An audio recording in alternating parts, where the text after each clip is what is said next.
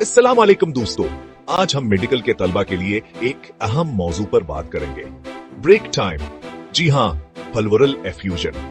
ये नाम तो बड़ा मुश्किल लगता है ना, लेकिन समझना इतना मुश्किल नहीं। Break time point 5। तो चलें इसके बारे में जानते हैं। स्पीकर जैसे गाड़ी के इंजन में ऑयल होता है, वैसे ही हमारे फेफड़ों और सीने की दीवार के दरमियान एक स्याल होता है जिसे प्लवरल फ्लूइड कहते हैं। ये स्याल फेफड़ों को हरकत में आसानी देता है, लेकिन अगर ये स्याल ज्यादा मकदार में जमा हो जाए तो इसे प्लवरल एफ्यूजन कहते हैं।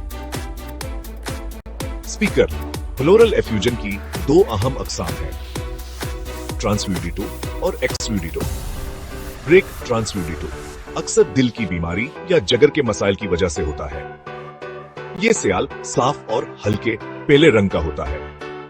ब्रेक दूसरी तरफ एक्सयूडिटो इन्फेक्शन या कैंसर की वजह से बनता है और ये धुंधला या खून आलूद हो सकता है। स्पीकर प्लवरल एफ्यूजन की तशखीस के लिए हम थोरासेंटेसिस का तरीका इस्तेमाल करते हैं। ये बिल्कुल वैसा ही है जैसे किसी बैरल से माया निकाला जाता है, लेकिन यहाँ हम साइंस के लिए ऐसा करते हैं।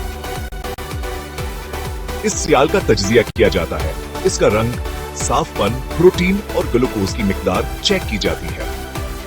स्पीकर इसकी वजूहात क्या हो सकती है? दिल की बीमारी, निमोनिया, टीबी या यहां तक कि कैंसर भी इसकी वजह बन सकता है। और इलाज सबसे पहले तो इसकी बुनियादी वजह का इलाज किया जाता है। इसके अलावा थोरासेंटेसिस दोबारा भी किया जा सकता है या फिर चेस्ट ट्यूब का इस्तेमाल भी किया जाता है। स्पीकर प्लवरल एफ्यूजन से इन्फेक्शन या फेफड़ों के दब जाने जैसे मसाइल भी हो सकते हैं, इसलिए रेगुलर चेकअप बहुत जरूरी है। 0 पॉइंट, होशियार रहें और आप प्लवरल एफ्यूजन को आसानी से समझ जाएंगे।